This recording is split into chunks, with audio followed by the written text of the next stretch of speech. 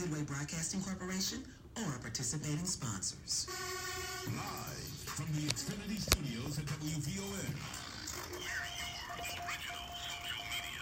You're listening to Inspirational Perspective with Linal Harris on 1690, The Talk of Chicago.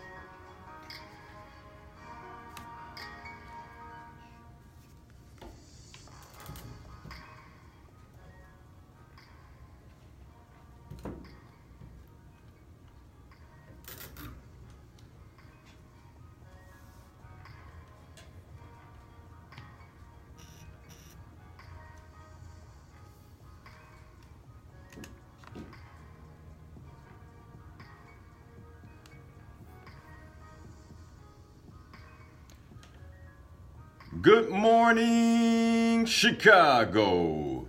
You're listening to Inspirational Perspective. I'm your host, Linal Harris, your very own life coach right here on WVON 1690 AM, The Talk of Chicago. Inspirational Perspective on your radio is all about murdering mediocrity and living the best life possible. So as I ask you every Sunday morning at 7 a.m. Central Standard Time, are you living the best life possible? And this is the place to be to explore that possibility. Well, good Sunday morning, everyone. Man, 7:16, November 25th. 2018, 37 days left. 37 days left until the end of the year. 37 days. Let me tell you, man, time's flying by. 37 days left to 2019. And, you know, as I've been doing from the beginning of the year, just how are your goals doing? How are your goals doing? And for many of us who've been tracking our goals all year, this is the home stretch. Some of us have accomplished things that we never dreamed we would have accomplished. Some of us are still working on that thing, still working on that dream.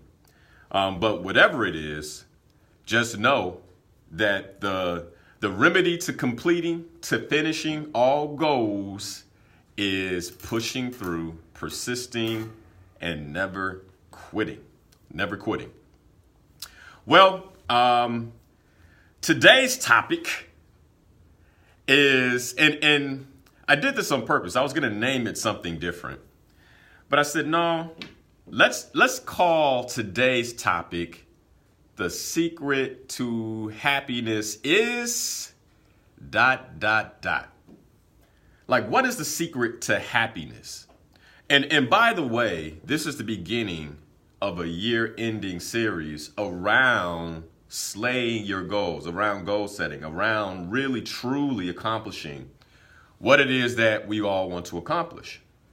But when I say the secret to happiness is, like, what comes to mind for you?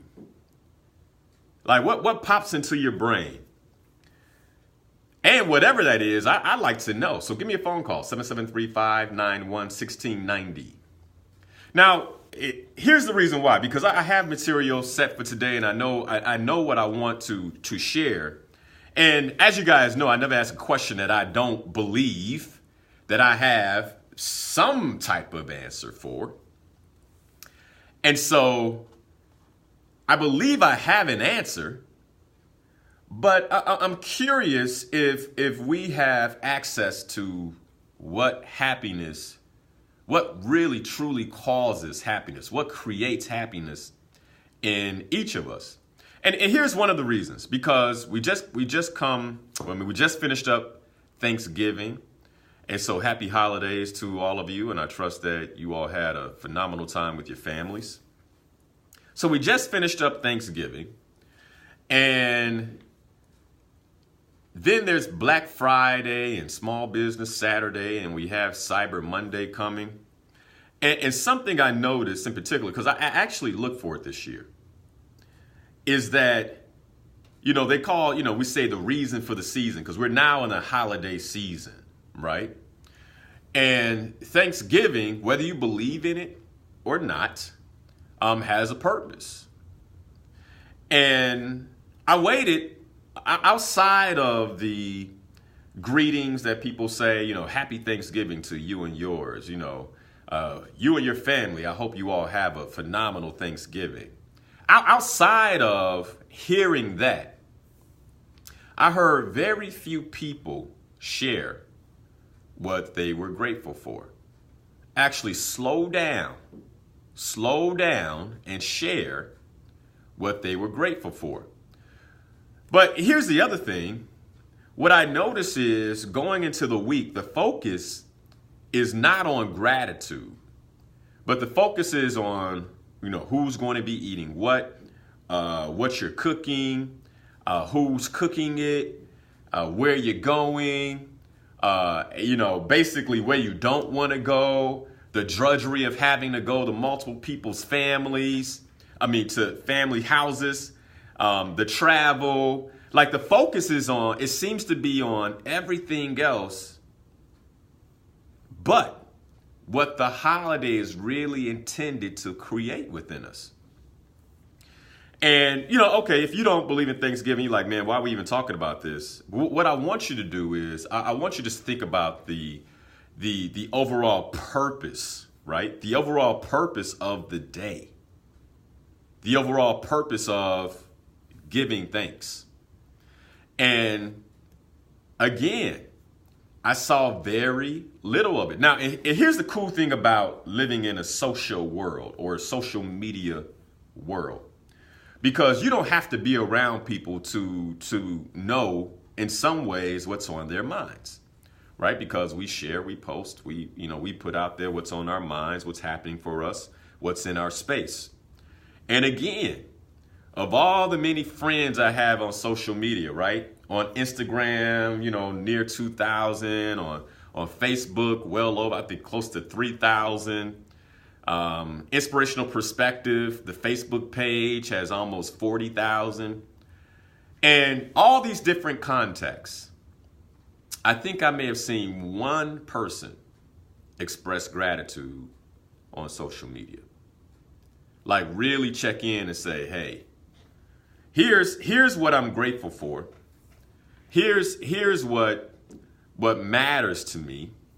And here's why it matters. And this is why I'm absolutely grateful. I'm absolutely thankful for these things, these people, this experience, whatever it might be. So when I say the secret to happiness, the phone, it's funny, man. I can ask a lot of questions and the phone lines will light up. Not one phone call yet.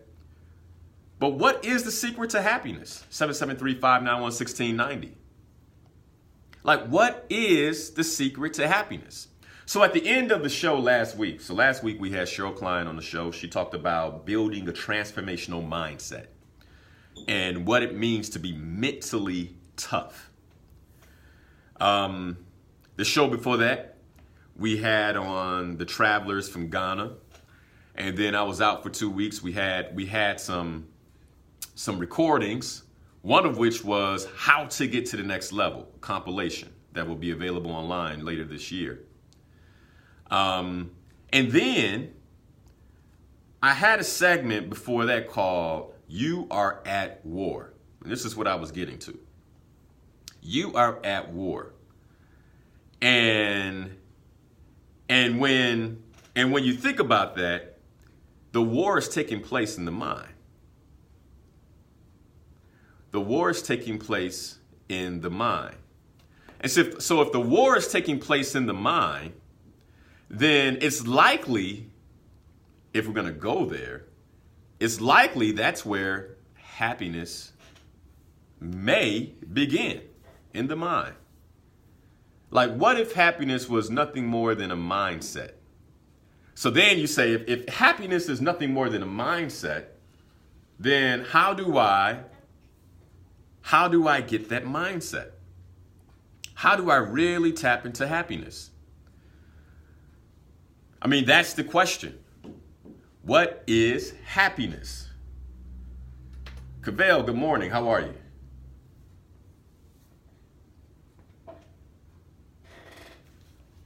Uh-oh. I'm good. Hold on 1 second. I can't hear you that well. Give me 1 second. I don't know if it's my headphones or what. All right, good morning. How are you? Good morning. Turn my phone up too. Oh, no. You good. Yeah, man. I think the key to happiness is basically always being able to have a peace of mind. You know, it's a difference when you come home, you have a home, an apartment, or wherever it is where you reside at. Most people don't know that, you know, your place of rest, where you rest, is supposed to be a zenful, tranquil, just 100% in peace of mind. When you walk through your door, you're supposed to exhale. Okay. From all of everything that you went through in that day. When you walk in your home, you're supposed to just as we say, feel at home. You know how people say, make yourself at home. And that right there will help you decompress from whatever it is that you put yourself through. Right. There's no cost on a peace of mind. There's no amount of money. You know, we all have been forced to make a living when we was just living off of land. Right. You know, as humans, we used to just live off the land, so it wasn't a forceful life. It wasn't a stressful life. It was just life as we knew it. So let me ask you this then, because I get where you're going. So would you say, if you were to finish that sentence, would you say happiness is home?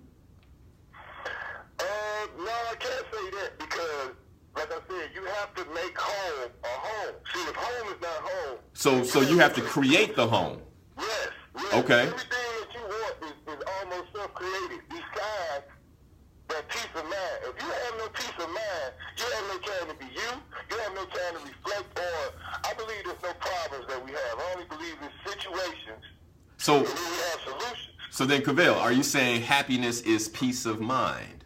Yes, that's what I'm saying. Okay. You can find happiness anywhere, brother. You can sit in your car on a bad, rainy, gloomy day and you know, get a text from somebody. You'll be reminded about something that your father said about rainy, gloomy days and smile. You can find happiness in the simplest things, you know, but it's also a point in a time in your life where you can be hit with so much pain that you can't find happiness until you reach a place where you either go home or you know you have 100% peace of mind. You know what I'm saying? And got it. Everything is not cloudy. Got it. So Okay. outside influences, you know, I think outside influences in today's society force us to feel like nothing is obtainable. Oh man, you just hit on something, brother. Outside influence. So Outside influence. So would you say that outside influence is disrupting the peace of mind that many of us have? Or could have. Let's say, or could have. Yes, sir. Media, for instance, like with social media, right? Social media for the past 5 to 6 years, I can safely say this, I know in my life, has dictated pretty much everything that society itself deems worthy. Okay? So no matter what it is, if you sit back and watch TV, it's something on TV that's going to revert back to social media or just society as a whole. You watch judge shows, people are literally going on judge shows because they had a fight over the internet, and this fight led them on this show to sue one another. Like, it's crazy, but it's also very like mind-blowing how my opinion of you still matters. No one opinion of anybody should matter in their own life. You know what I'm saying? I believe that. But somehow, for many of us, it does. Yeah, Cavell, thanks for the phone call, man. Very good phone call. Yeah, and thanks for being the first to answer that question. All right, 773-591-1690. Happiness is, or the secret to happiness is, what would you say?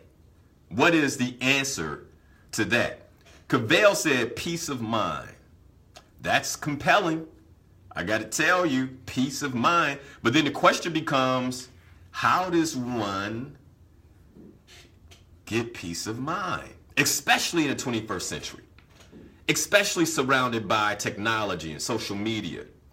Especially when you can barely fully celebrate Thanksgiving, a day of gratitude with your family before the sales hit at 6 p.m., before the stores fill up, before people who haven't even digested Thanksgiving dinner are in the aisles fighting over electronics and wares.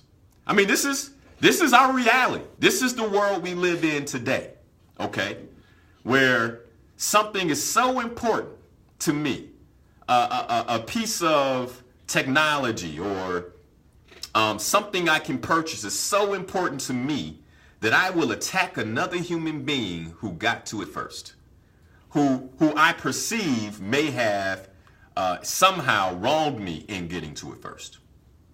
I mean, this is our society today. And then we wonder why we struggle for happiness. We wonder why we struggle to be satisfied with our lives. And think about this. I want you to think about something. Those of us who live here in the United States are of the most blessed people on the planet. Linal, how can you say that? I can say it because I've been all over the globe. We were just in Ghana, and my brother, Quentin, he was in Ghana with us, and him and I, we had an opportunity to hang out by the pool before we came back home, and we're sitting by the pool and we're talking, and he said, man, bro, it's crazy, but in terms of living conditions, and we're just talking living conditions, right? We're not talking happiness, but in terms of living conditions, it's crazy that even the people who live in the ghetto, who live in the projects, have better living conditions than many of the people here in Ghana. But what I'll tell you is what they don't have that the people in Ghana have is happiness. Happiness. So what's the secret? I was reading this article some years ago, and the article was talking about whether wealth, whether money had anything to do with happiness. And at the end of the article, the conclusion was that wealth had nothing to do with happiness. Nothing to do with happiness. But most of us are playing a wealth game. Most of us, the major focus in our life is getting money. Maybe not everybody, but a substantial amount of us, the major focus in our life is getting money. But then when we're quiet, we're alone, and happiness seems to elude us, we don't know why. What is the secret to happiness? Give me a phone call, 773-591-1690. Now, what I was going to name the show is probably too straightforward. It's going in on Facebook, by the way. So if you haven't joined already, you can join the live stream on Facebook. You can go to @Linal Harris on Facebook to join the live stream. And I'll actually read some of the comments here. I'll pull them up and read some of the comments. We've got some really good comments here on Facebook regarding happiness. But where I was going, again, is here we are in the holiday season. And it's interesting to me during a period of time where there's supposed to be celebration. I mean, celebration, right? Song says, celebrate good times. Come on. We're supposed to be celebrating. We're supposed to be, in many ways, reflecting on the year, thankful for life, thankful for family, thankful for friends. That this is also the time of year where many people find themselves depressed when they're alone.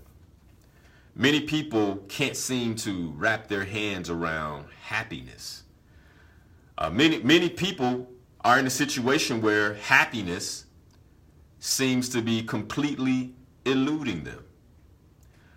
Their joy is gone for one reason or another.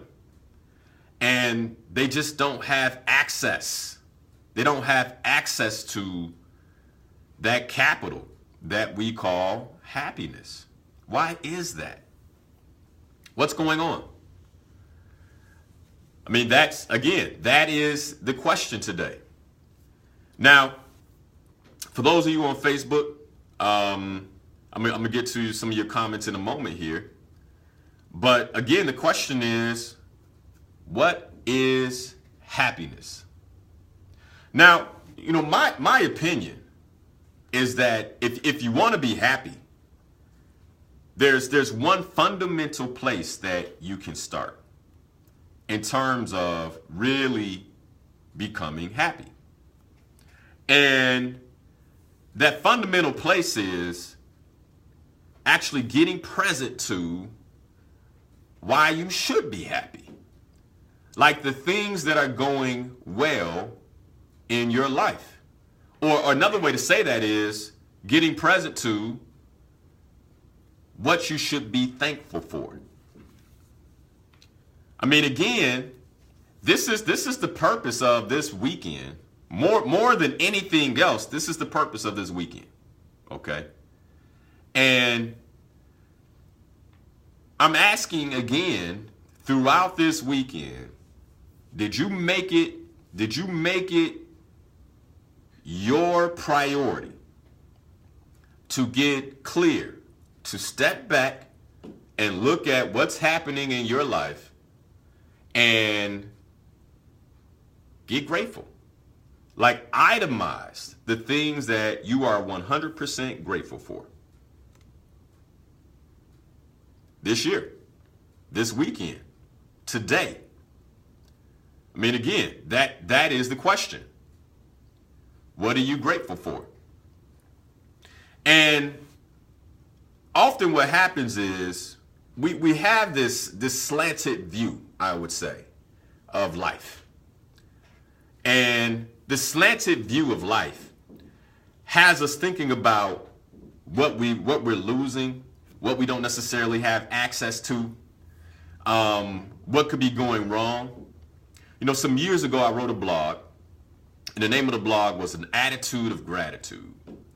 And the reason I wrote this blog is because I got a brand new perspective from our barber. I was sitting in a barber seat. This is some years ago. I was sitting in the barber seat, and he's cutting my hair. We're having a conversation, and then he starts to line the front. You brothers, y'all know what I mean. As he starts to line the front, and I said, "Hey man, be easy on the lining." Now I don't have to say that anymore because my lining is nowhere near what it used to be. Okay, but at the time I was saying, "Be easy on the lining." And he was like, I got you. And as he was cutting my hair, I was like, man, this is crazy, bro. I mean, it's like my hairline. What's going on with my hairline? And my barber stopped. He turned off the clippers and he swung the chair around. And he said, hey, bro, you still here. You're still getting your hair cut and you're still getting a lining. He said, you know how many customers I've lost because they have no hair? And I remember sitting there thinking like, wow, I'm complaining about what I feel like I might be losing, or I'm complaining about what I used to have, right? I'm lamenting what I used to have, and what I'm not present to is what I do have, and being thankful for what I do have, grateful for what I do have. I mean, I'm 42 years old. I still have to get a haircut once a week. Thank you. Not that there's anything wrong with being bald, my bald brothers. But you get the point, right? The point is, often we're complaining about the very thing that we should be grateful for.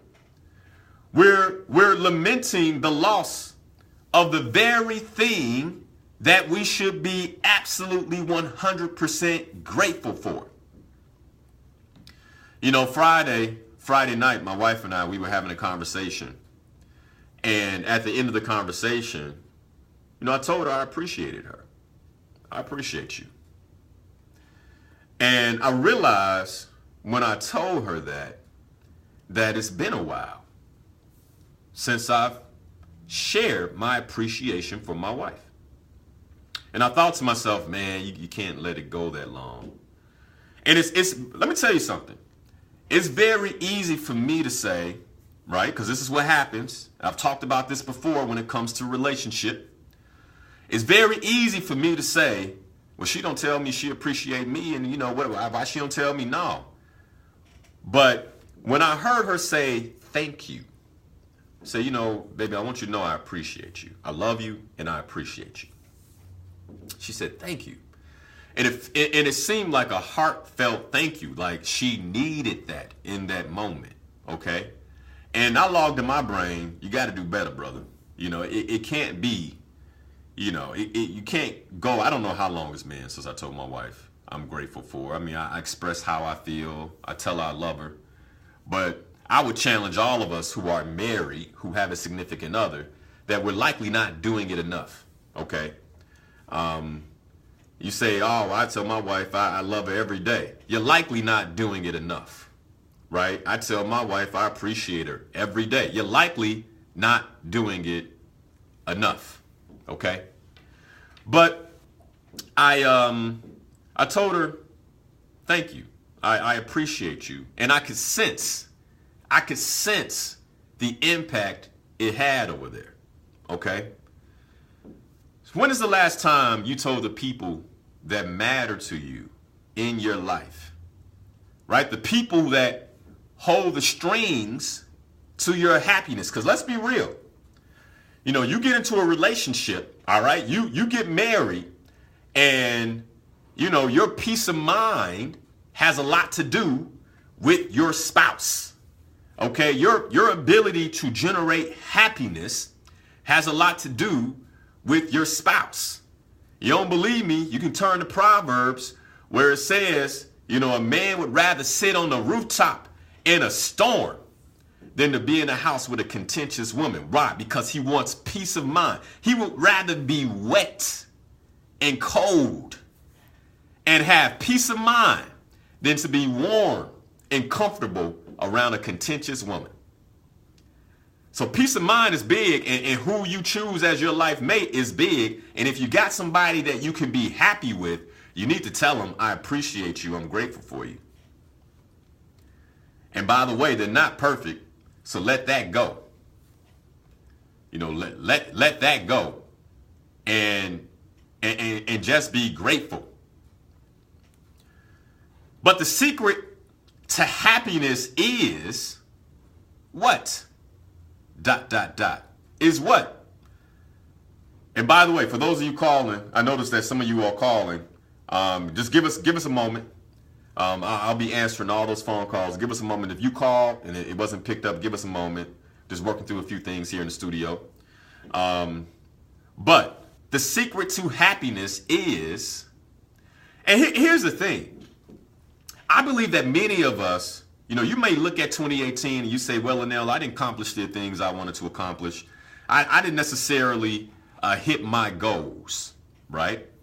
And then, so the question I would have for you, if that's the case, you didn't hit your goals, let me ask you, how grateful are you? How grateful are you? Let's take the goals. Like, I'm the slay your goals guy. I believe in setting goals. I believe in taking it to the next level. You guys heard the compilation, Take It to the Next Level. Some of you heard the live series of shows, Take It to the Next Level. But here's what I believe. You cannot adequately take your life to the next level until you become content and grateful for what you have.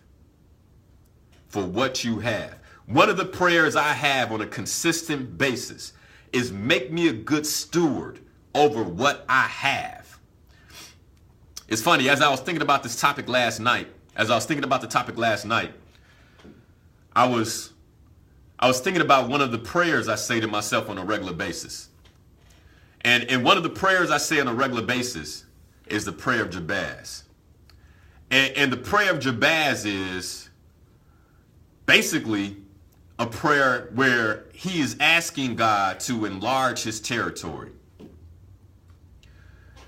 You know, so the prayer goes, "Oh, that you would bless me indeed and enlarge my territory, that your hand would be with me, and that you would keep me from evil, so I do not cause pain."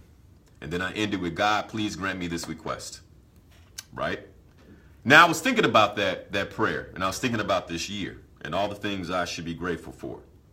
And I share with you guys, you know, going into the end of last year, the middle of last year, that one of my goals was to expand my work into Africa. And I didn't know how I was going to do that. I had no way of doing it.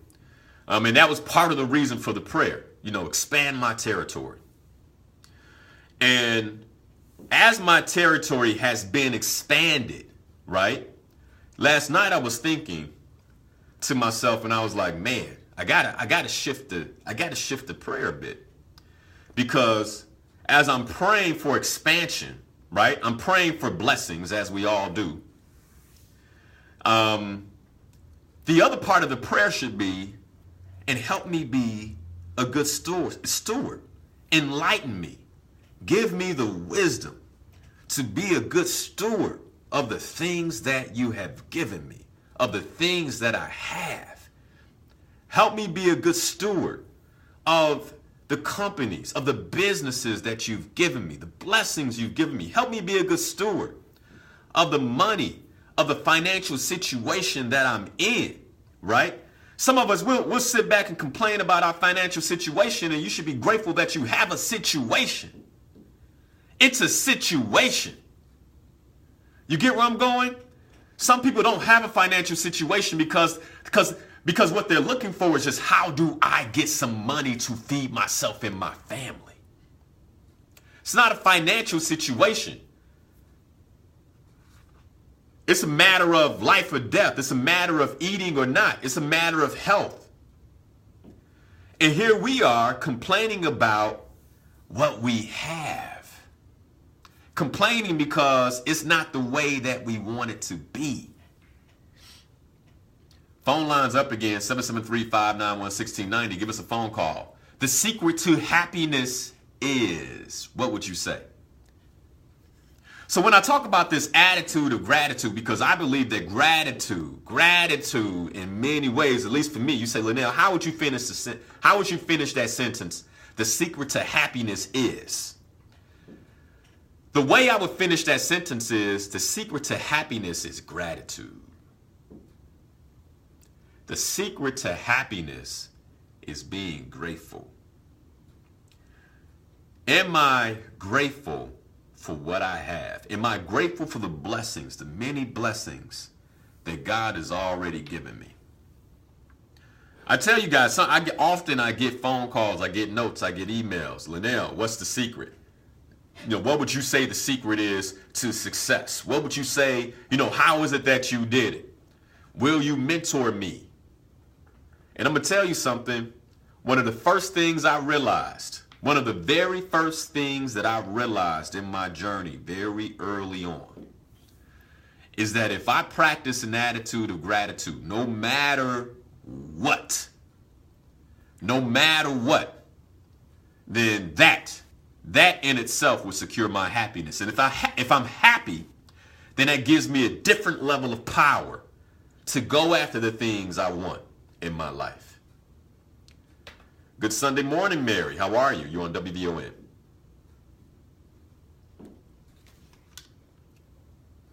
Word that I had written down when you first came on and asked the question. Yes, ma'am. And that word is perspective. To me, perspective. Okay. And it's also relative. Okay. Okay. Pastor T.L. Barrett of Chicago said years ago, it's not how they make it, it's how you take it.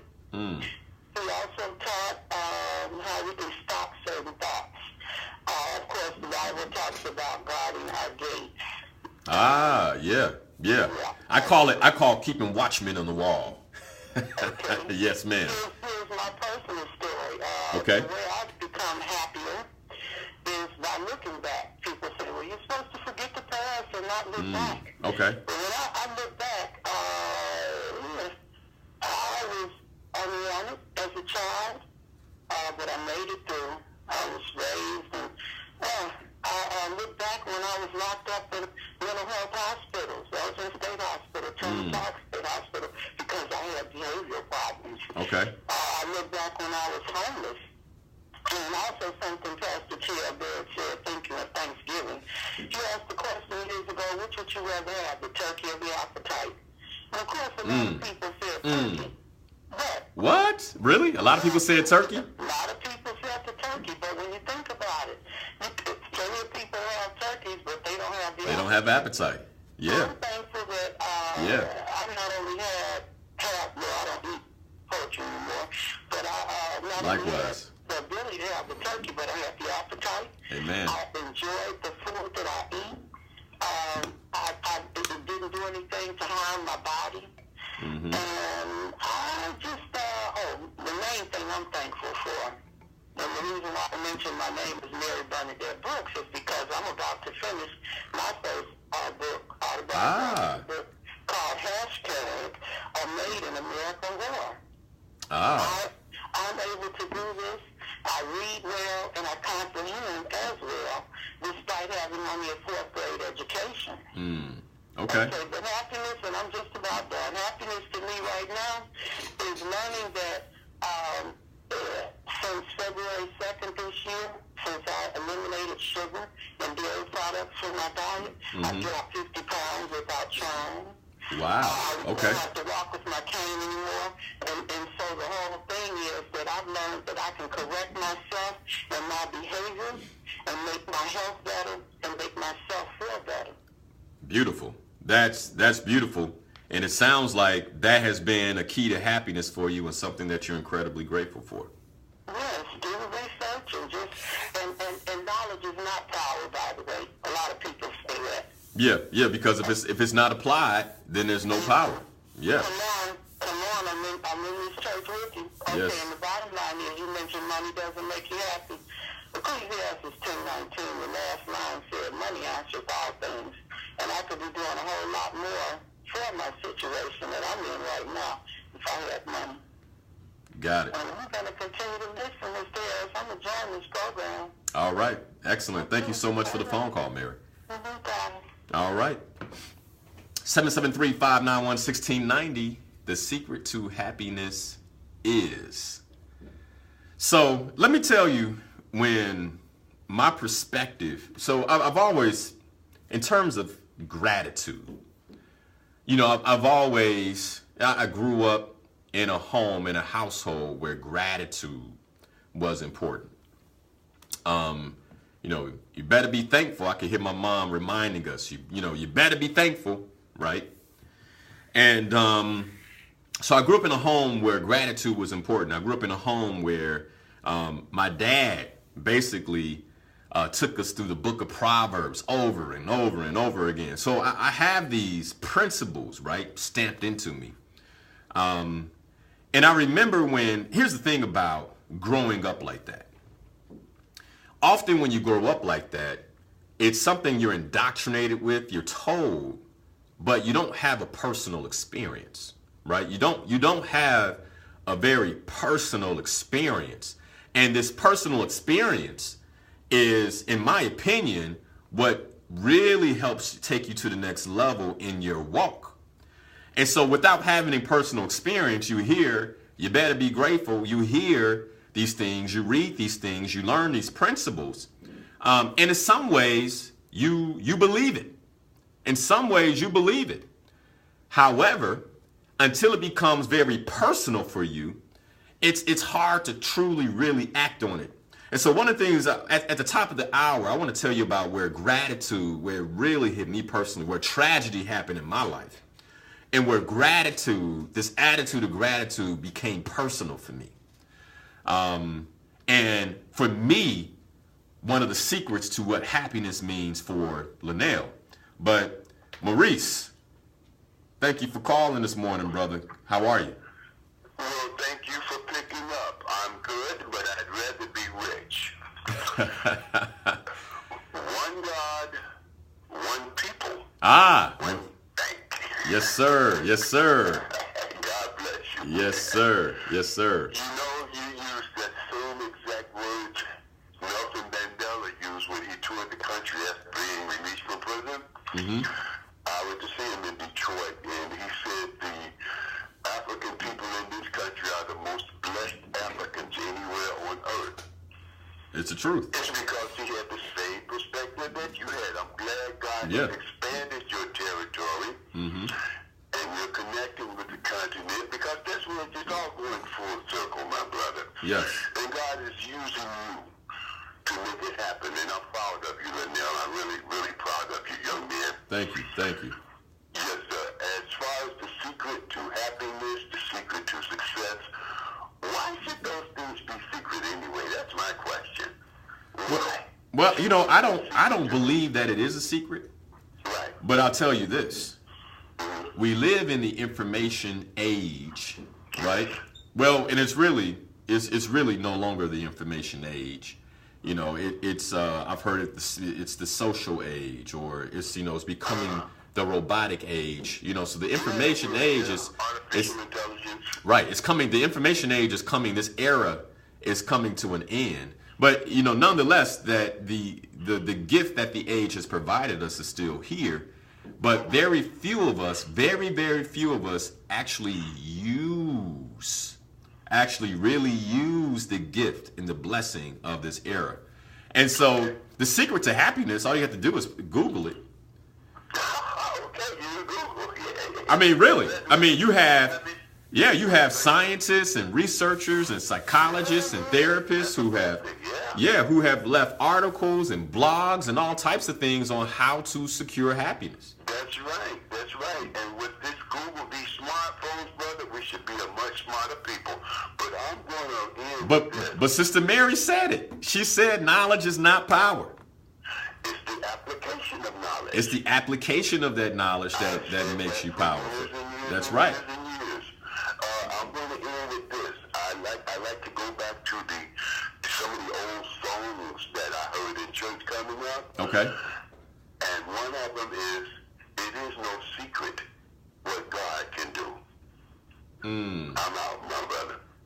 Love that. Love that. Thank you, Brother Maurice, who has a passion for us. You heard him when he got on. One God, one people, one bank. That's his belief. I can appreciate that, Brother Maurice. Thank you for the words and the information you share with me regarding that. It's a very compelling thought. Okay.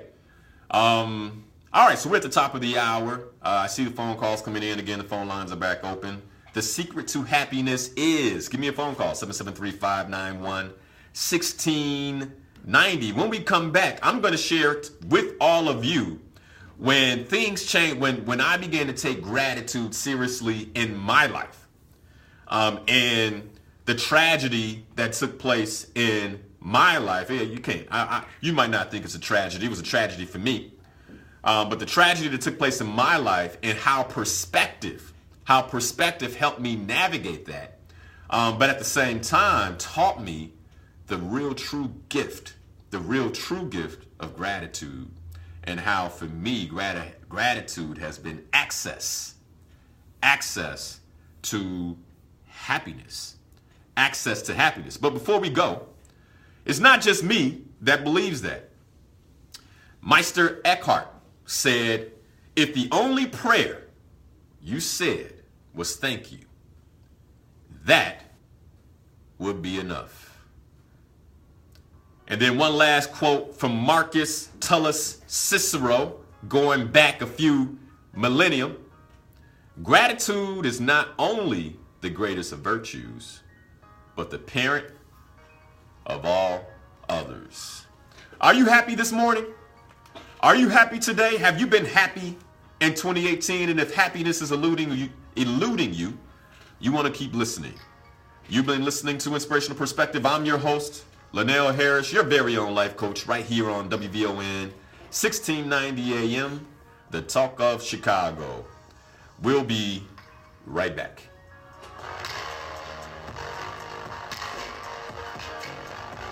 All right.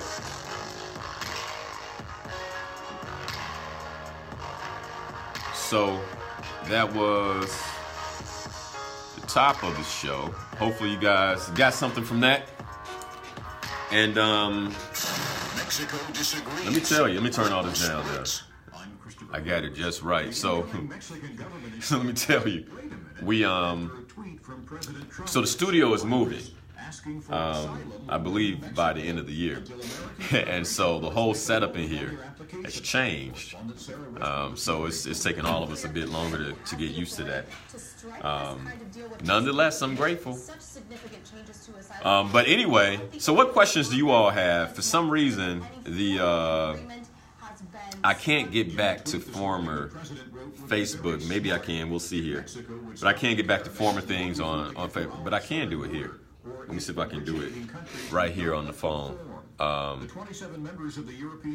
But I saw some great comments coming through regarding happiness. And again, give us a phone call, 773-591-1690.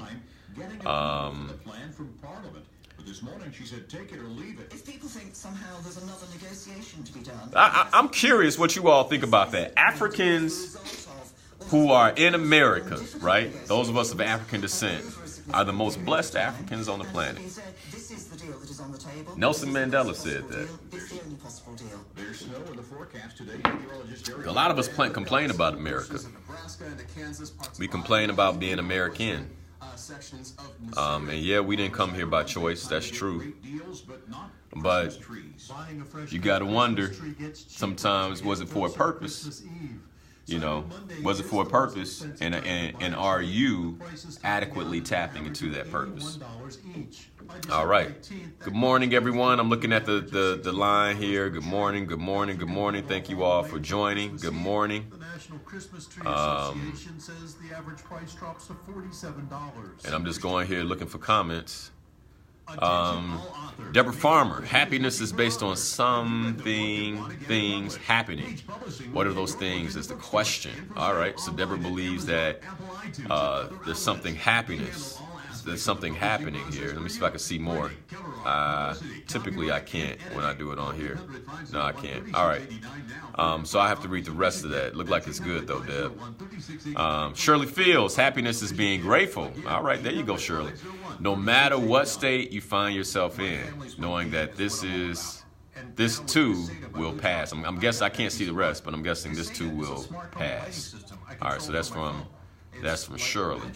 I was out of town last week and had set the porch lights to come on at dusk. So my family And was safe. happiness may be from something. Happiness may be from something happening, but maybe finding what brings you joy. That's not. I can't see the rest. But again, this notion that something happens. Let me put that down. Something. That happiness is based on something happening. I'm gonna talk about that on the air. Happiness based on something happening. Investigate abuse by members of the Catholic Church. In a tweet, Shapiro writes the clergy sex abuse is a national issue and deserves attention. All right. I'll assist in any way the chairman deems appropriate. Happiness for me is a byproduct of joy. Okay, that's my mom. My joy is a gift from God. I receive by being in relationship with God. All right, that's a good one. I firmly believe that one. Let me tell you something. Many of us do not have full access to joy because we're not willing to be fully present with it all. And what I mean by that is one of the things I learned in coach training when I was going for my certification, and it troubled me a great deal, right? But what I learned is that the depth to which I experience sadness is also the depth or the height to which I will experience joy. And when I tell you I didn't want to believe that. Like, man, really? Like, I have to be able to fully experience sadness to fully experience joy.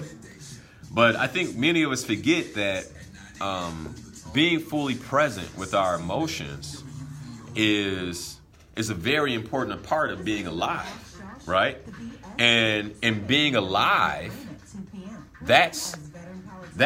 I mean, the ability to experience sadness is a gift, right? It's a gift because there are some things that we lose that can create sadness, and it's okay. And if I allow myself to really be with that sadness, when the season of joy comes, okay? And by the way, I believe that you could be sad and happy.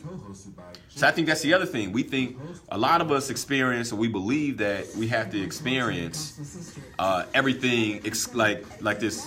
It's mutually exclusive, and it's not.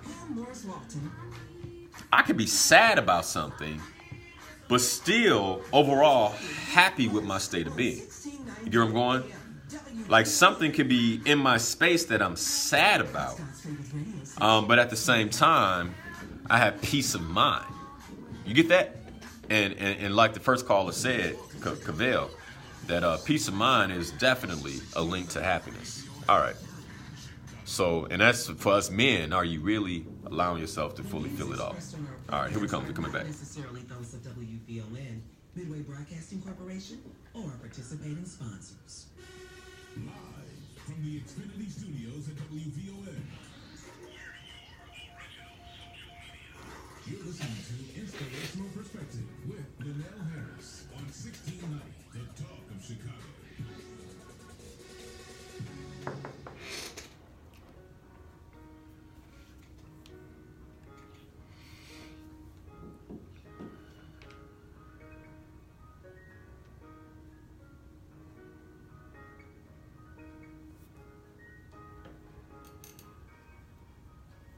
All right, we're back. You're listening to Inspirational Perspective. I'm your host, Linal Harris, your very own life coach right here on WVON 1690 AM, the Talk of Chicago. It's 8:06 on this Sunday morning. Welcome to Inspirational Perspective. The topic this morning is the secret to happiness is ... What is it for you? What do you believe the secret to happiness is? And are you experiencing happiness on this festive season? Here we are, Thanksgiving just passed. The rest of the holidays are upon us. The season to celebrate.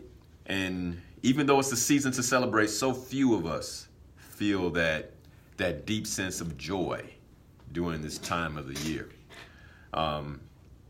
And happiness is a critical component to truly stepping into your purpose and experiencing your own personal success.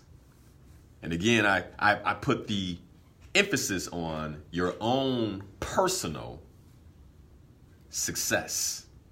So before we went to break, I shared that I wanted to share a quick story, and I see your phone calls again. If you have an answer to that fill in the blank question, the secret to happiness is, by all means, give me a phone call, 773-591-1690. But I was sharing, a personal story around how my whole attitude around gratitude shifted for me early on. And at the time I was about 25 years old. And like I was saying, when you grow up in an environment where often you're indoctrinated, right? You're told this is what you should believe.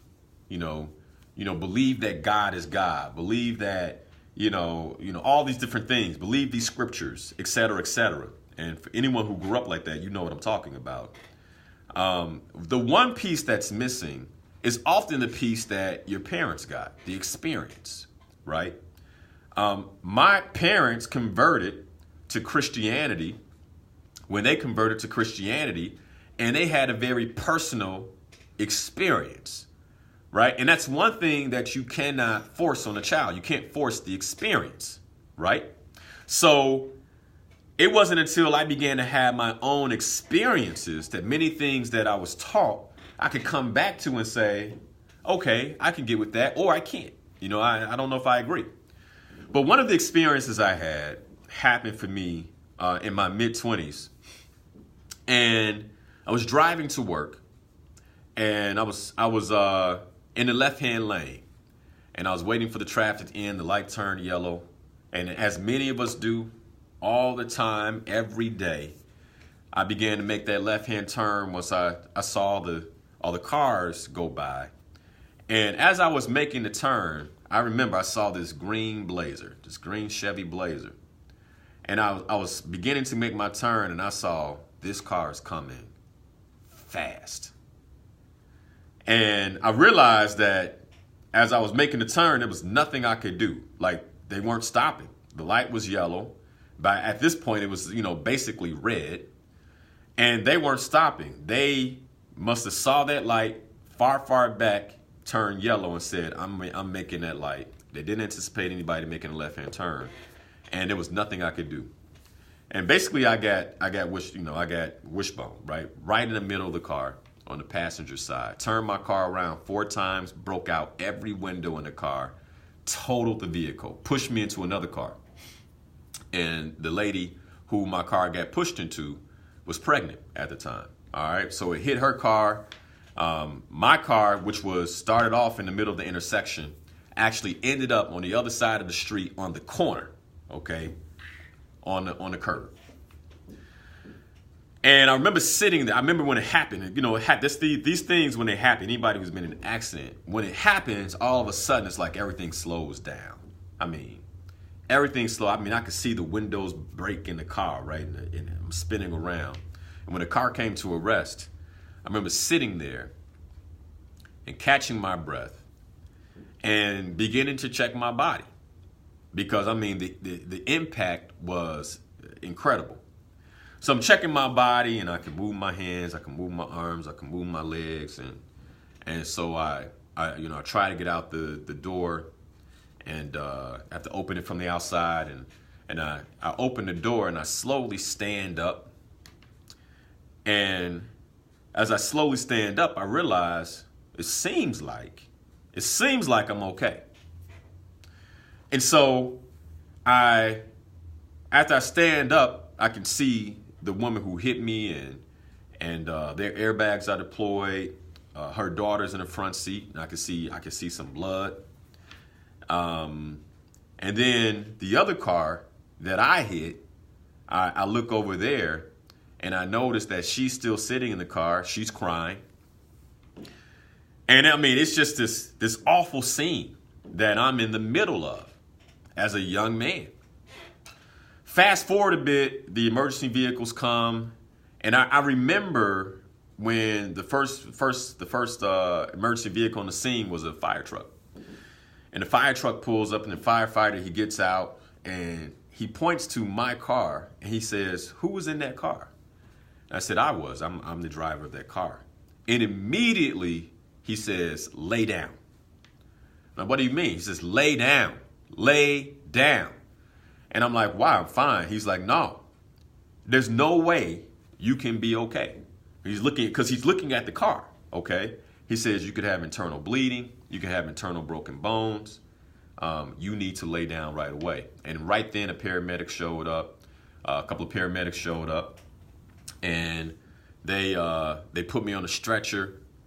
Put the stretcher around me, and I'm insisting, "Nah, I feel fine." They said, "No, sir. An accident like this, there's no way you could be fine." And they strapped me down. I remember my head is strapped down, my whole body is strapped down, and I'm being put into the back of this ambulance, right? And now we're riding, and I can hear the sirens. Last week I shared a perspective on sirens and how when we hear sirens, we should be grateful. Because if you've never been in the back of an ambulance, hearing the sirens and they're actually operating for you, you should be incredibly grateful. And so we're riding, and here's what I can remember most.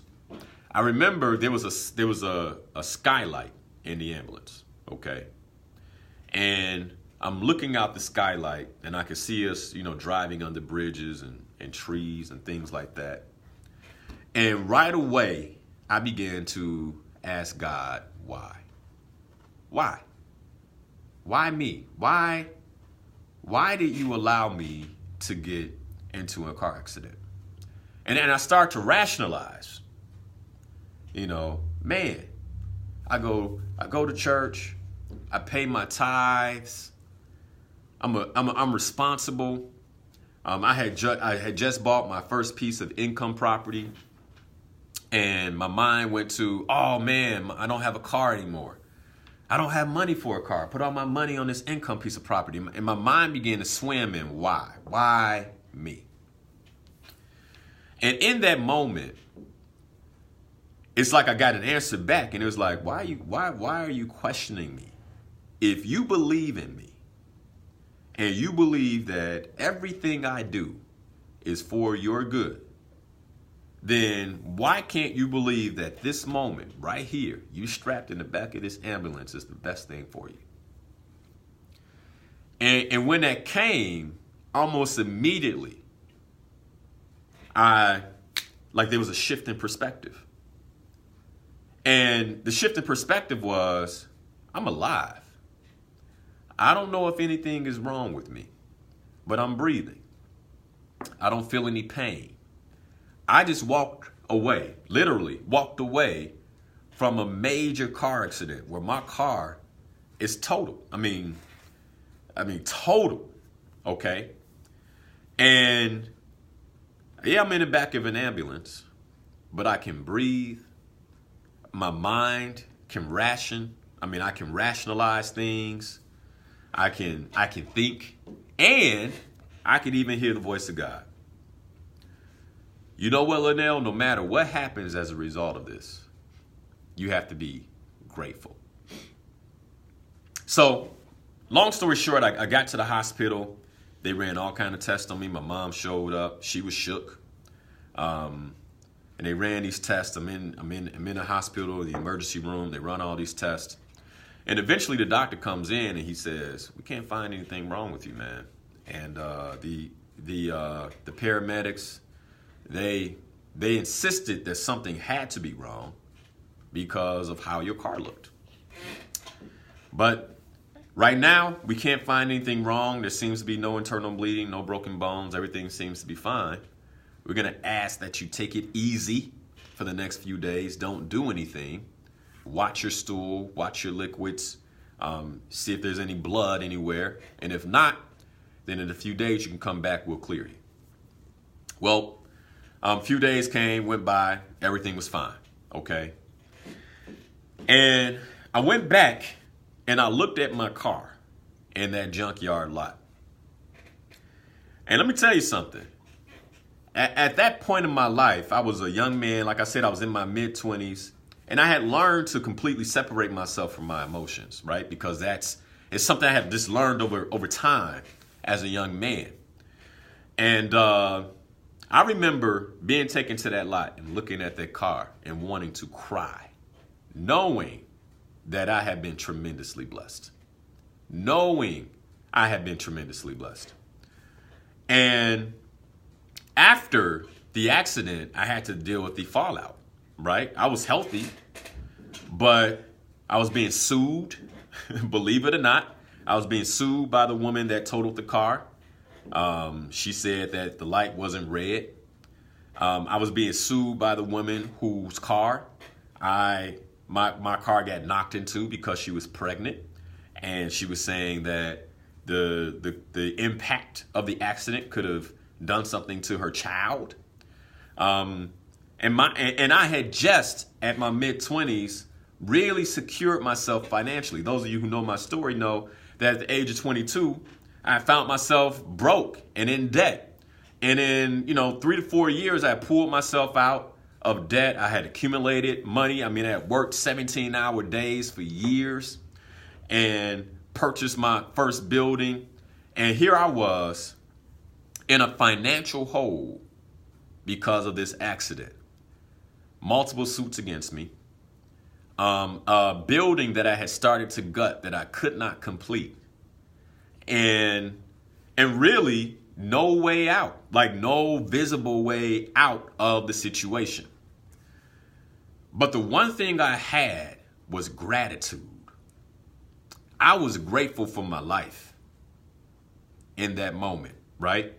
I was grateful that even though I didn't have a car at the time, even though I didn't necessarily know what was next and what I was going to do, I was grateful. I was grateful for credit. I dug myself out of debt, repaired my credit. I was able to go to a dealership and purchase a new car, even though I couldn't necessarily afford it at the time, because I had this building. I knew I had to get back and forth to work. And it was then that I began to realize the power of gratitude, because almost every situation, let me tell you something, man, mid-20s being in that situation, I felt buried, okay? And I got grateful for the fact I owned the building that was gutted.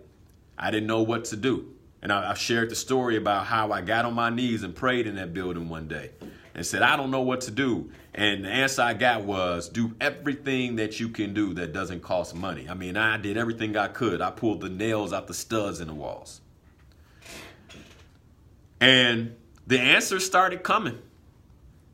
And the blessings started coming back in. And the thing that dug me out of that was nothing more than gratitude.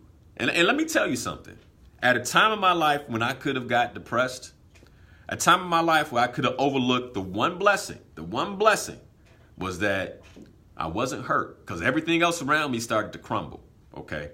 I wasn't hurt, and I was still alive. That was the blessing. At a time of my life when I could have overlooked that, that is the one thing that being fully grateful for provided me access to what I needed to do next to pull myself out that hole and eventually overcome all of it. Gratitude. So, Miss Johnson, good morning. How are you? Hello? Miss Johnson, are you there? I don't hear Miss Johnson, so we're going to go to the next caller. Karen, good morning. How are you? Uh-oh. This might be on my side.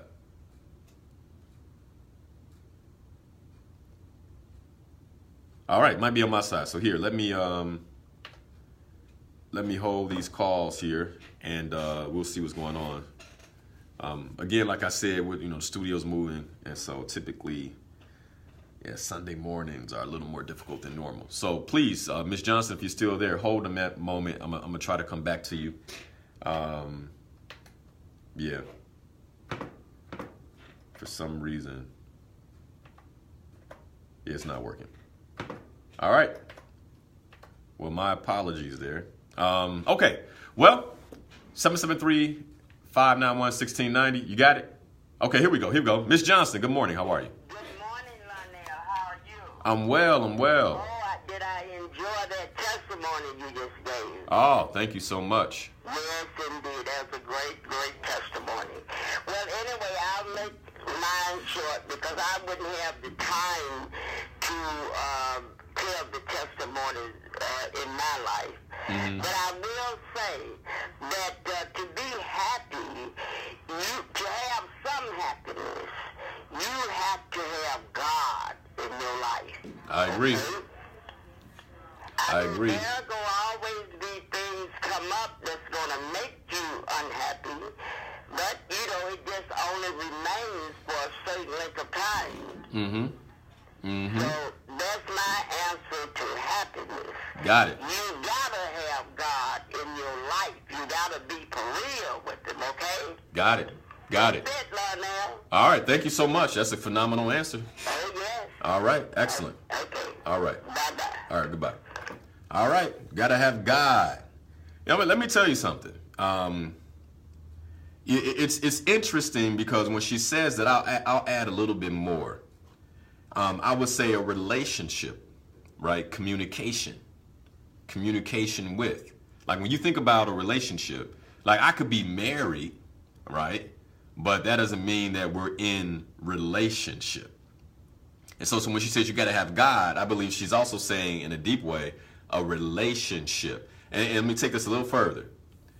when it comes to spirituality, I was just having this conversation with someone. One of the places I would have you check is your spirituality rooted in ritual or in relationship? Is it rooted in ritual or relationship? Two R's, very different meaning. Ritual or relationship? Because so many people believe they have a relationship when actually it's just ritual. All right, Karen, good morning. How are you? Well, good morning, King, and good morning to the listening audience.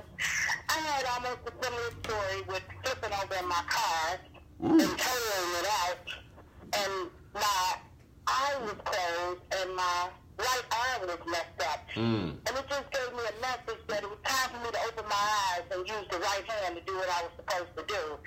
So in the process of me making myself happy, I realized my purpose was stimulating passion throughout me. And throughout the passion, I was generating the power to magnify people and things to me that would provide the provisions. So yes, today I'm happy. Even though I lost a very dear friend yesterday, Deborah, I'm still happy. There was a time in my life when I wouldn't have been able to understand why she died, why did she have to leave. But because I know my purpose, and it gives me passion, which generates power, and manifests provision, it's all working hand in hand. I love you, Linal. I love that you take the time, you and your wife, to come on here Sundays, and you're waking up many of us, and you're giving us the proper truths because of your life experience. Everything is about our journey. Everything is about our tribe, because it gives a trust to those behind us. I love you. Continue doing what you're doing. I love all the listening audience. Let's wake up, you all. It's our time. Yes, it is. Have a great day. All right, you too. Phenomenal call. She said her purpose. Man, now, you know when she said that, I had to tag on. Thank you so much for the phone call, Karen, and thank you so much for the acknowledgement. Her purpose is keeping her, how I heard it was her purpose is keeping her solid. Her purpose is keeping her level. And she just lost a friend. Condolences to your friends, family, and to you. But she just lost a friend, but she still has access to happiness because she has access to purpose. Wow. Man, I talk ad nauseum about these things, but there's a reason. Because I completely, what you said completely resonates with me, Karen. Because that is the power of purpose.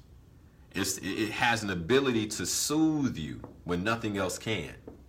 And to keep you in good spirits and happiness when nothing else can. Because you know why you're here. And if there's anything that I'm grateful for, it is I am grateful for the sense of purpose, for the clarity of purpose that God has given me in my life, and how he continues to reveal it, how he continues to pull back the layers of that purpose onion and take me deeper into purpose. I'm so grateful for that. Thank you for sharing. That was great. So let me tell you something else that happened to me that was external. By the way, the secret to happiness is... What do you say? Give me a phone call, 773-591-1690. The secret to happiness is. But this happened to me some years ago. I was on the way home from work. It was snowing outside, as it will be doing later today, so prepare. But it was snowing outside. It was coming down fairly thick. And I just rolled over some train tracks, and I'm looking over to my right-hand side on the street, and I see a man walking. It's a busy street, okay? So, think of some of the busiest streets we have here in Chicago, Michigan Ave, Halsted, where, there's a lot happening. Okay. So this is a busy and it's a condensed street. And by the way, it had been snowing a lot. So there was a lot of, snow and ice on the ground. And when I was looking at him from behind, it looked like he was walking a dog. Right. And so I was looking at this and I'm like, why is this man walking a dog on this street? I'm like, all the streets that he could walk a dog on, why is he walking a dog on this street? So I'm curious about this, right? And traffic's moving really slow. And you guys know how it goes. When traffic's moving slow, you're looking around and getting other people's business. So I'm in this man's business, okay? And as I began to pull up, I noticed that what he had in his hand was not a leash. What it was a baton, right? The thing that people who are visually impaired use, right? The guiding stick. And he was blind. He was visually impaired. And he's walking down this street. And I began to think, oh, wow. Oh, wow. I don't know where he's going or where he's coming from. But he is out in the elements doing whatever it is that he had to do without faculty of all his senses. And once again, here I am. I mean, I was complaining about it. Like I was sitting in my car, I was complaining about the traffic and, oh man, was this hurry up and, oh, it's more snow, I'm gonna have to shovel. And I'm sitting in the warmth of my luxury vehicle complaining when I see this man visually impaired walking on a street that is not thoroughly shoveled, not thoroughly de-iced, and he's making his way to wherever he needed to make his way. And what came to my mind was this. First, Linal, are you looking at your life with gratitude? We're going to go back to gratitude. But are you living with courage? Are you living with courage? And the reason I say that, think about the level of courage it takes to not be able to see your world clearly and have to get up every day and get dressed and venture out into the elements, venture out among people to go handle whatever it is that you need to handle, to go do whatever it is you need to do. Like, think about the courage it takes just to navigate what we see as a normal day. And again, all too often, we get caught up in what's not going our way, what could be better, who did what, who didn't do what, and I just wish they would. And what we're not present to is the many blessings that we have access to. But also what we're not present to is what it would take if any of those things were taken from us. The level of courage it would take for us to continue to live our lives. And what that man gave me in that moment in the middle of that winter storm was a different sense of courage. Like, Linal, where are you not stepping up? The courage that it takes for him to do whatever it was, whether it was going to the store to get what he needed, coming home from work because he has to make a living, right? Whatever it might be. Where are you? Where do you need to step up and have courage? Where are you, capitulating? Where are you stopping? Where are you giving yourself the excuse not to move forward when you should be moving forward, and all it takes is just a bit more courage and a perspective of gratitude? Freddie, good morning. How are you? It's not working on the side again. Freddie. You got it, Patrick? Freddie, good morning. How are you? I'm doing fine. Can you hear me? Yes, sir, I can. All right. I just want to say that gratitude is to be thankful that you have an opportunity to wake up the next morning, to change anything that you did do like the next day. Yeah. To breathe. Get up the next morning to say that I can have a chance to do it all over again. Mm-hmm. To serve my purpose. To thank someone. To forgive someone. To succeed in your goals, your dreams. Yes, sir. And say, not what my country can do for me, what I do for my country. That's right. My neighborhood. Uh-huh. And you have an opportunity, it's your choice to be happy or be sad. That's right. It takes a lot of work to be unhappy. It takes a lot of work to be unhappy. It takes a lot of work to be happy. And it says this, that all things work together if you believe. That's right. Now, when you say it takes a lot of work to be happy, what do you mean by that? It means that you can put the effort, Mm-hmm. the energy to move forward, or you can take the energy to move back. Ah, okay. You know, wherever you want your energy to go, it'll flow. Got it. And so what I hear you saying is the work is basically the intention we have in terms of channeling that energy. Absolutely. Got it. Now, Freddie, you joined us in Ghana, brother. Absolutely. And just as a segue, because I know the listeners would love to hear from you, like what are you grateful for as a result of that trip, my brother? Like what did you get out of that journey, that pilgrimage to Ghana? I got to meet individual, phenomenal. I got to learn educational, history, dealing with individuals, and by you being a leader, by you were so knowledgeable that you shared some things. Got to learn some things about the history of my past, the people that was in control. Experience that I never had the opportunity to go. Because that was a great opportunity. The time, the money, you know, and I can share that. That's a life, but that's a past my life I will never forget. Got it. And how grateful we are, you know, how grateful we are. Yeah. I tell you, man, I tell them, we don't know how blessed we are. Man. We don't know. Yeah. That it gives a whole different perspective, doesn't it, brother? Absolutely.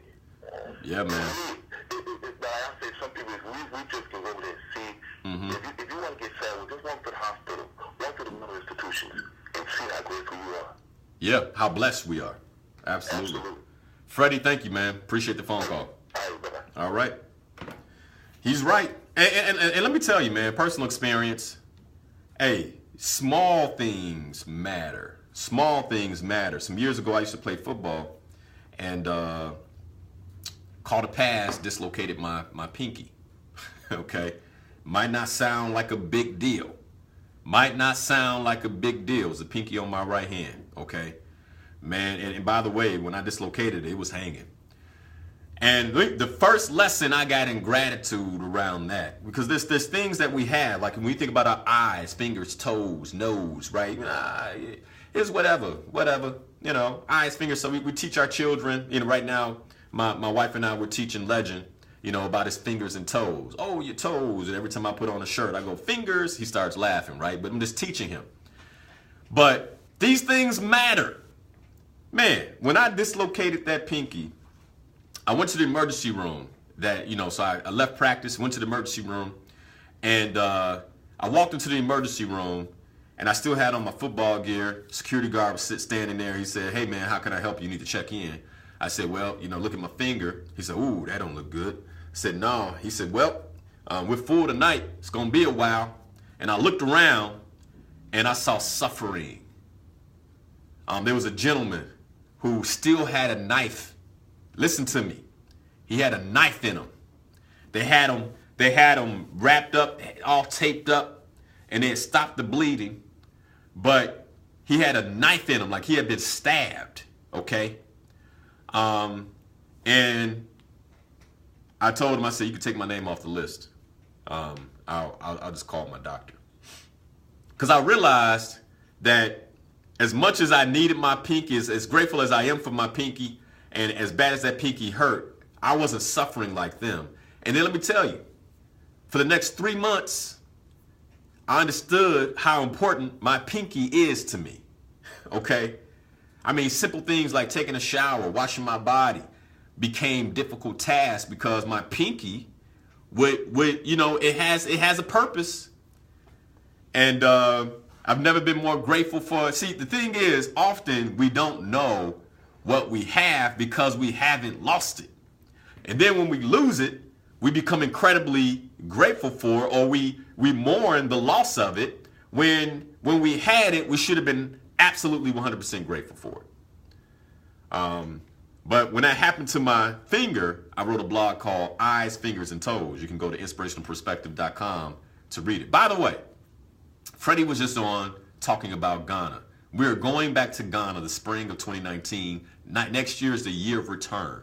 If you want to join us on that journey, all you have to do is go to murdermediocrity.com and register so we can send out additional information, okay?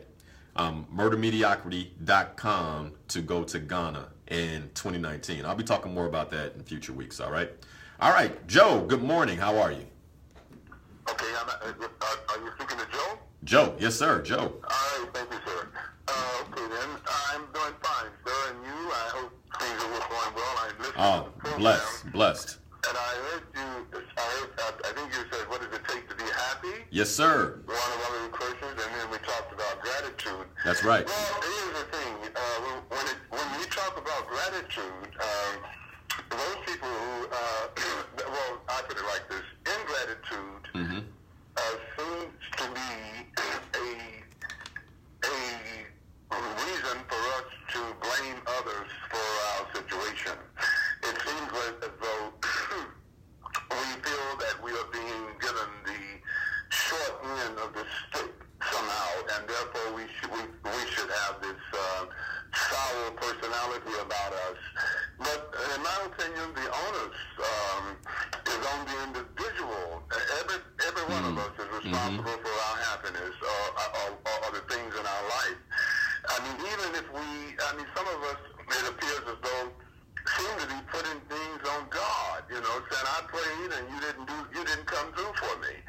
And so this type of attitude actually is actually sowing a bad seed, and of course the bad seed is going to yield unfavorable fruit. But then when it comes back to finding happiness, I feel that what we do for others brings happiness into our life. In other words, somebody may be asking for $1 or $2, somebody who's begging, and it's okay. I feel, to give people a little helping hand. But at times, it's just absolutely exponentially more important to spend 5 minutes with that person and try and give them some information that's going to allow them to get out of that situation. And I'll tell you something, every time that I stop and go out of my way, and it could be little things, even now, during this Christmas holiday season,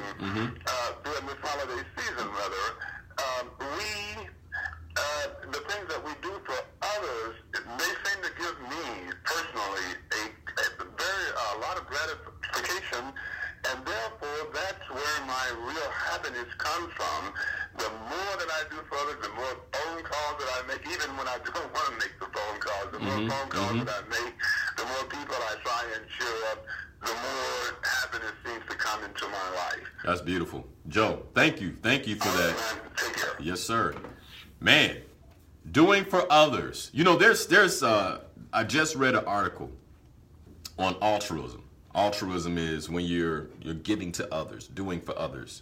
And it says that not only does altruism change the brain, it changes the body. It changes the body in a way that actually increases happiness, doing for others. And by the way, one of the secrets to purpose is every last one of us has a purpose on the planet, and a piece of that purpose has something to do with what you need to do for other people. So, wonderful. Good stuff. So, it's interesting because I'm looking at this quote. Gratitude is the ability to experience life as a gift. It liberates us from the prison of self-preoccupation. Whew. I'm going to read that one more time. That quote is by John Ortberg. Gratitude is the ability to experience life as a gift. It liberates us from the prison of self-preoccupation. What is self-preoccupation? Self-preoccupation is where I'm only concerned with myself. I'm only concerned with how I feel. I only see things from my perspective, and I'm entitled. Self-preoccupation creates an entitlement. And by the way, I've never met someone who felt entitled that was also happy. I've never met someone that felt entitled that was also happy. Some years ago, I had the awesome opportunity. I was running global operations for a company, and I was given the task to basically lower the cost for how we were doing business with a certain vertical. And in order to do that, that meant that the people who were operating that vertical would have to either one be laid off or moved. And so one of the things I did is in creating the new vertical somewhere else, I put this work in Jamaica. So I went down to Jamaica. We set up a call center, and we educated these Jamaicans on how to take care of this work. And of course, it was cheaper because it was outsourced. But instead of laying the people off, and these people happen to be in Tennessee, instead of laying them off, what I did was I found another part in our operation where we needed work, and it basically put them at the same pay. So we made all the changes, and then we communicated to this group of people that their jobs would be changing, and that they would be taking on a different job, same pay, no change. And let me tell you something. I remember when we announced this, and I was in the room, and mind you, it took a lot of work to save their jobs. A lot of work to save their jobs. The company initially told me, don't worry about that. We'll just lay them off. Okay. But again, my purpose being to help myself and others live the best life possible, because they gave me the autonomy, I said, I don't want them to be laid off. Let's find something else for them. And so we did. But when we communicated to them, it was a room of about 50 people. Do you know only 3 of them said thank you, and the other 47 were upset? I mean, they were mad. How dare you take away what I've been doing and change it? How dare you, right? And in that moment, I realized that there was a deep sense of entitlement. Instead of being grateful, like, thank you for finding work for us, for ensuring that I had a job, for making sure that I can continue to take care of my family. Thank you. Instead of having that perspective, it was, how dare you change what I do? How dare you give that to Jamaicans and take that away from me? Who do you think you are? Entitlement. Gratitude is the ability to experience life as a gift. It liberates us from the prison of self-preoccupation. Are you grateful this morning? Sal, I'm trying to get to you, brother. Hey, Patrick, you over there? For some reason, the board, Sal, can you get Sal for me? Sal, good morning. How are you? Yes, sir. Great, man. One of the greatest responses that I have ever received to the expression, I love you, was about 30 years ago. I was at my mother's house and doing what I do when I would go to her house, and that was to eliminate anything that I felt didn't compliment her outside and inside. But I would be there cleaning up. And as I was getting ready to leave, we hear this expression, I love you, I love you, I love you, I love you. Everybody says that, And I said, I love you, Mama. And her response was, I know it. And it was a sense of gratitude that came over me. I was so grateful that she knew how much I loved her. And it wasn't so much of saying it. She could see it. She could feel it. She could see it, she could feel it. Thank you. Yeah. And I didn't know how to, it took me over and above what that response of I love you back might have been. But the confidence in knowing that my mother knew how much I loved her was so important to me. And hearing you say the gratitude, talking about gratitude, that was one way of me feeling that gratitude. I carry a piece of styrofoam in my car. It's about 18 inches long, it's about 4 inches wide. And I wrote thanks on it. Mm-hmm. When I can do it comfortably, and somebody has allowed me to go over into their lane after signaling that I need to get over, and I can see that they have purposely slowed up to do it, I'll let my sunroof back and hold up that sign. Wow. And That's awesome. It trips me out, the response that I get sometimes. I already know. I'm sure people are blown away by that. Oh, man. I can see them laughing in the rearview mirror and clapping. Yes. Blowing the horn. Yes. I've had people to pull up, pull around and pull up beside me. They just want to look over and see who Who is this? Right. What? And you know why, Brother Sel?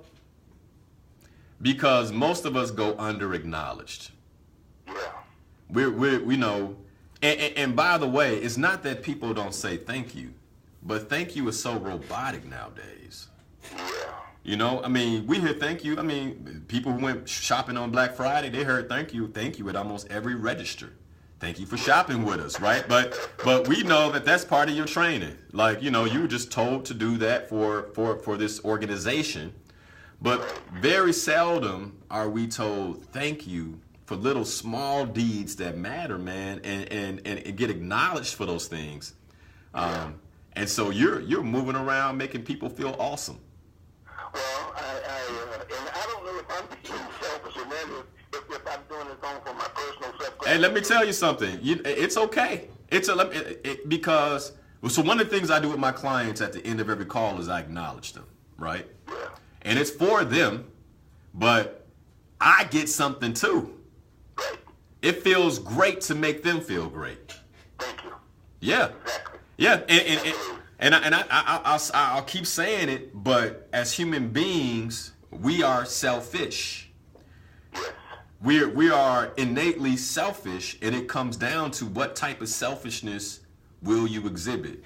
Will you exhibit a selfishness based on purpose and the fulfillment you get from helping other people, or will you have a selfishness of preoccupation, which, by the way, does not provide happiness? Yes. One last point, if I may.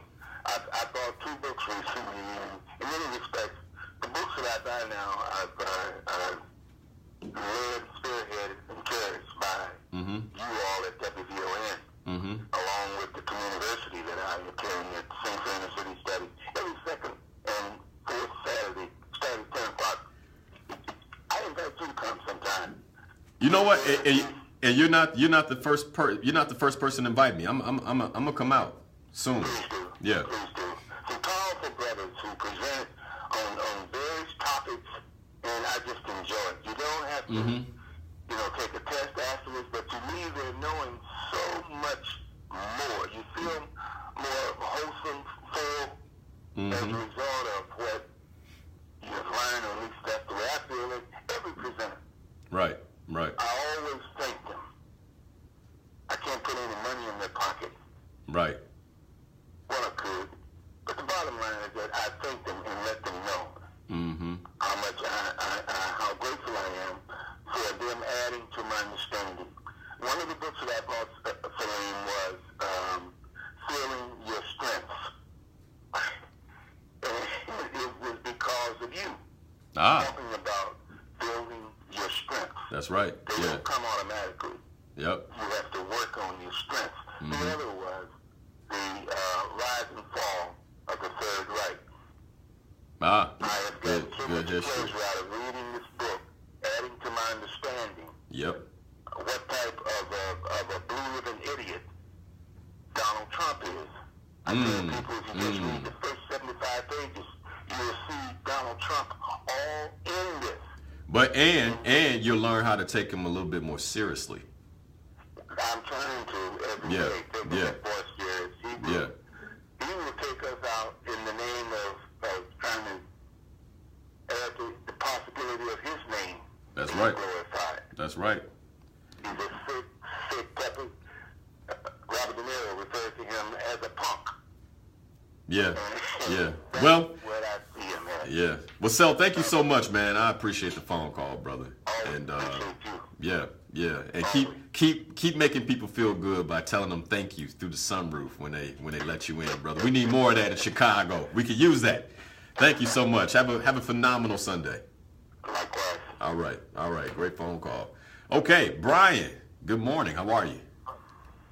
Good morning. How are you? I'm well. Hey, well, I just want to be able to tell you, man, I'm grateful to, wake up every morning to hear the perspective from you every day of Sundays, listen to you put it out there for us, man. And Appreciate that. Thank you. Yeah. And I heard you say one of the stories you was talking about, you seen this man blind, right? Yeah. And I was curious, what area where you were at when you ran into that guy? You know what? I was in the west suburbs. I was it was near River Grove, Schiller Park. Okay. Yeah. No, the reason why I asked you, I'm visiting there as well. I thought you were going to be outside there. Oh, got it. Yeah. Well, Brian, let me acknowledge you for your courage, because that, if you heard what I said about him, he's living with courage every day. And I know that it takes a great deal of courage for you to move around and do the things that you do. And I'm grateful for you. And I just want to acknowledge your courage this morning for still being who you're supposed to be and doing what it is that you need to do, despite that visual disadvantage. Oh, yes, sir. I appreciate that. And I'm coming from you, and hey, that's why I tune in to you so I can keep my confidence. I appreciate that. Yes, sir. I appreciate that. Yes, sir. Well, Brian, Congratulations to marriage and all that good stuff. Thank you. Child, and Yes, sir. keep up the good work, man. Yes, sir. Need a brother like you. Yes, sir. All right. Thanks so much for the phone call. Yes, sir. All right.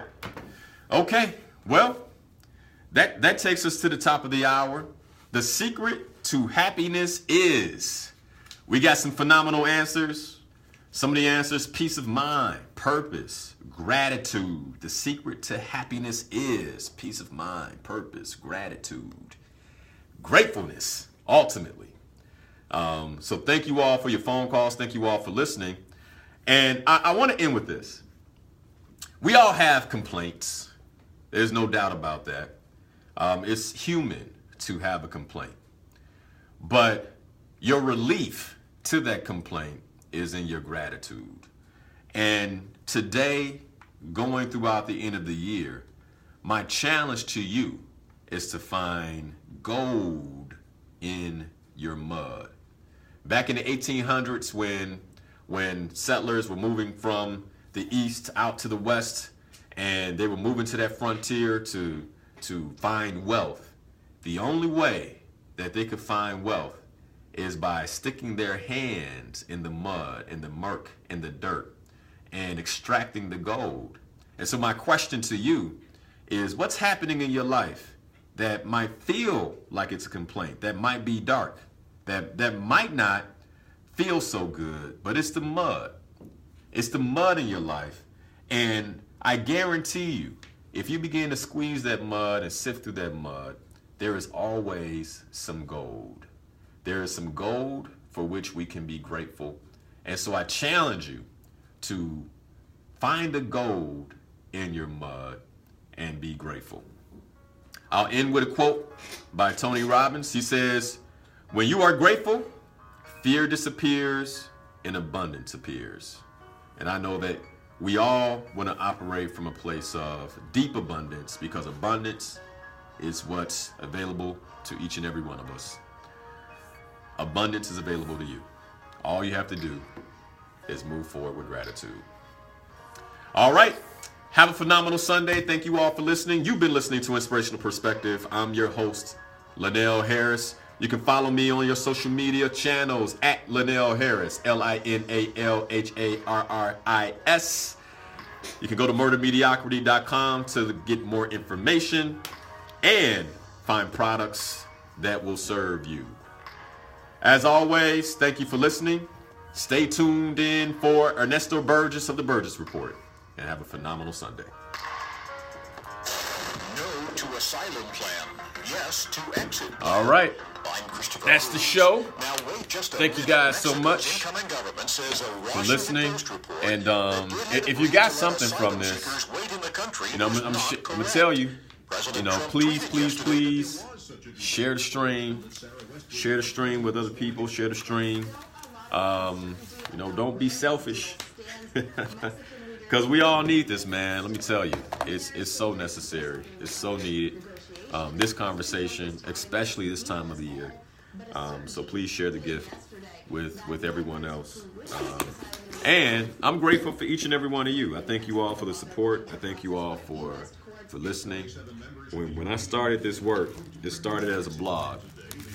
And what I wrote and the purpose of the blog is if I can have an impact on just one, then this is worth it. And I'm blown away every time I realize that I'm having an impact on not just one, but on so many. And I thank you all for that opportunity. I'm eternally grateful to you. Have a phenomenal Sunday, and I'll be back next week. Next week we talk about the power of reflection and how reflection and taking note of our accomplishments and celebrating those accomplishments is one of the keys to greatness, but not only the key to greatness, but the key to the key to adequately accomplishing future goals. All right. Have a good one. Talk to you all later. Very, very cold wind chill temperatures